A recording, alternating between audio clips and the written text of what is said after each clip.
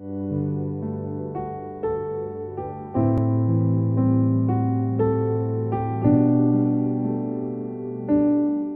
4일) 금요일 청소년 매일 성경 함께 묵상해 보도록 하겠습니다.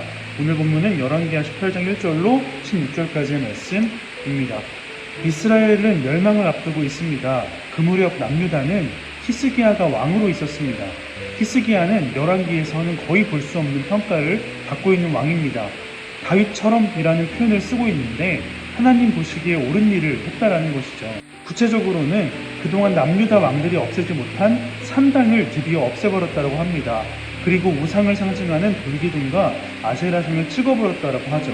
심지어 히스기야는 모세 시대 때 모세가 세운 녹뱀 또한 하나님이 가려질 우려가 있기 때문에 없어버렸다고 합니다. 이렇게 히스기야는 하나님께 충성했고 모세를 통해 말씀하신 계명을 모두 지키려 했다라고 합니다. 또한 아시리아에게 조공을 바치는 일을 중단했다라고 합니다. 온전히 하나님만 섬기겠다라고 하는 것이죠.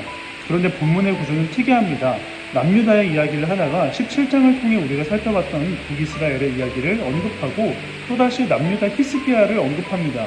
무엇을 의미할까요? 북이스라엘이 하지 못했던 일, 그러니까 하나님을 의지하며 관계를 위해 애쓰는 모습이 무엇인지를 보여주고자 했다라는 것이죠.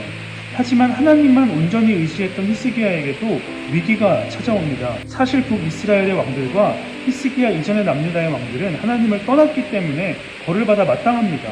하지만 히스기야는 하나님을 잘 따랐습니다. 그런데 이렇게 위기를 마주하게 됩니다. 어쨌든 아시리아가 히스기야가 다스리던 남유다를 쳐들어옵니다. 히스기야는 어떤 반응을 보일까요? 하나님께 엎드리는 것이 아니라 조공을 바치기 시작합니다. 심지어 성전의 금으로 둘러싼 것들을 긁어서 주기까지 하죠. 결국 히스기야는 다른 왕들과 같이 하나님을 떠난 것일까요? 오늘 본문을 통해서 우리가 알 수 있는 것은 우리가 겪는 어려움은 믿음을 드러내기 위한 수단이라는 것입니다. 하나님은 약속을 지키시고 믿음을 확인하시는 분이죠. 우리는 죄에 대한 문제를 계속해서 제거해 나가야 합니다.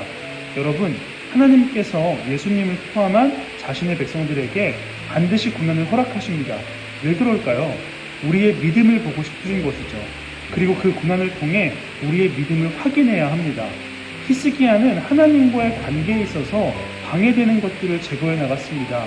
히스기야는 아시리아의 침공을 하는 어려움을 통해 하나님을 얼마나 붙잡고 있는지 확인해 갈 것입니다.